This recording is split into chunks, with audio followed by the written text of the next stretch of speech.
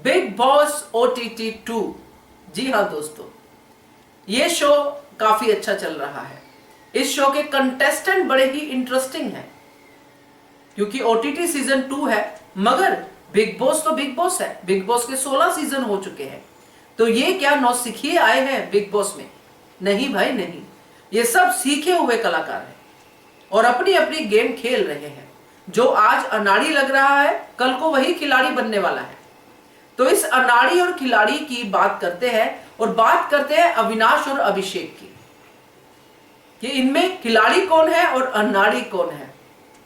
चलिए चर्चा करते हैं। पहले वही निवेदन, जिन्होंने अभी तक चैनल को सब्सक्राइब नहीं किया है कर लीजिए। साथ में दोस्तों बेल आइकन दबाइएगा, ताकि आपको हमारे वीडियोस के नोटिफिकेशन मिलते रहे। तो आप लोगों ने एक कहानी सुनी होगी खरगोश और कछुए की, बहुत बार सुनी होगी, कि बचपन से हमें ये कहानियां सुनाई गई हैं कि खरगोश कैसा था और कछुआ कैसा था। और कछुआ जिसकी बहुत स्लो स्पीड होती है, वो इतनी तेज भागने वाले खरगोश से जीत गया था। यहां पे भी वही लग रहा है दोस्तों। अविनाश उस कछुए की तरह है जो अभी स्लो चल रहा है, और जब भागना शुरू करेगा तो बहुत सारे खरगोशों को पीछे छोड़ेगा। फिलहाल अभिषेक खरगोश की बात करते हैं। अविनाश की गेम को हमने देखा, जो कुछ खास नहीं थी, और अविनाश को हर वीकेंड का वार में फुटेज मिली। अविनाश को जनता बताया गया कि तुम जनता हो, जाओ वहां पे बैठो, तुम जनता हो, तुम सिर्फ ऑडियंस बन के रह गए हो, वगैरह वगैरह। मगर अविनाश को उठाया गया उसकी सीट से वीकेंड का वार में। पुराने बिग बॉस के इतिहास उठाओगे तो जिसको शुरू में डांट पड़ती गई है, वो एंड में विनर की कुर्सी लेके गया है, और जिसकी शुरू में पीठ थपथपाई गई है, वो कुछ नहीं कर पाया, चाहे वो शहनाज कौर गिल हो, चाहे कोई और हो। तो यहां पे जो अविनाश कर रहा है, 3 हफ्ते अविनाश को ऑडियंस का करार दिया गया, जबकि अविनाश अपना खेल खेल रहा था जितना उसको लगता था। और यही खरगोश की खासियत है कि पहले ही स्टेप पे भागना शुरू मत करो, एनर्जी वेस्ट मत करो। पहले स्टेप पे भागना है तब भागना है जब भागने की जरूरत है, और अविनाश वही कर रहा है दोस्तों। तो अविनाश का खेल तो अच्छा चल रहा है, क्योंकि अब जो चौथा हफ्ता शुरू हुआ है, उसमें अविनाश अपनी कैपेबिलिटी दिखाता नजर आ रहा है।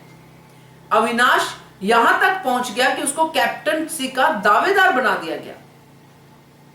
चाहे कैसे भी करके उसने किसी से भी नहीं बिगाड़ी और सबसे लड़ाई की, चाहे वो पूजा हो, चाहे वो जिया हो, चाहे वो जैद हो, कोई भी हो।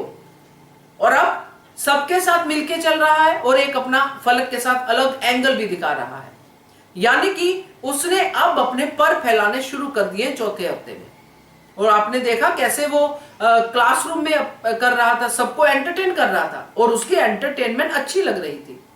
ये है अविनाश, जो अब वहां से थोड़ा आगे बढ़ा है। अब उसने अपने जो है चालें चलनी शुरू कर दी हैं, जो कि पहले भी चल रहा था, मगर थोड़ा स्लो स्पीड में। अब बात करते हैं अभिषेक की। अभिषेक जो डे 1 से ही लाउड है, और एंटरटेनमेंट के नाम पे वो कभी हंसता हुआ, कभी कुछ अपनी क्लैरिटी ऑफ थॉट दिखाता हुआ, कभी कुछ करता हुआ दिखाई दे रहा है। ओवर कॉन्फिडेंट है बहुत ज्यादा।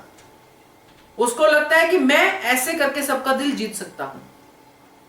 मनीषा को उसने अपनी चमची बनाया हुआ है। मनीषा उसके साथ ही रहती है, उसके हिसाब से ही चलती है, चाहे वो टास्क हो, चाहे कुछ हो। जैसे कि मनीषा ने कल भी किया, हिंदी की क्लास की पहली क्लास में उसने अविनाश से अभिषेक से ट्यूशन नहीं ली थी, मगर जब अभिषेक से दूसरी क्लास से पहले ट्यूशन ली, तो वो क्लास उसकी अच्छी गई।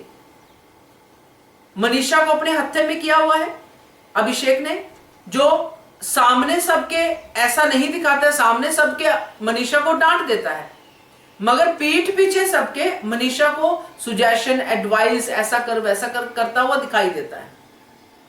कहने का मतलब यह है कि बेबिका से भी सेम ही कर रहा है।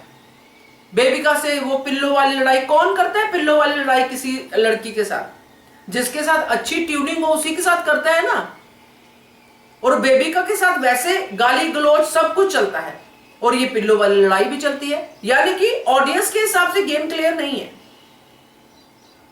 उसमें सिर्फ यही दिखाई दे रहा है कि अभिषेक ये सोचता है कि चाहे मैं पिल्लो वाली लड़ाई करूं, चाहे मैं कुछ करूं, मैं जो भी कहूंगा वो मेरा सच है।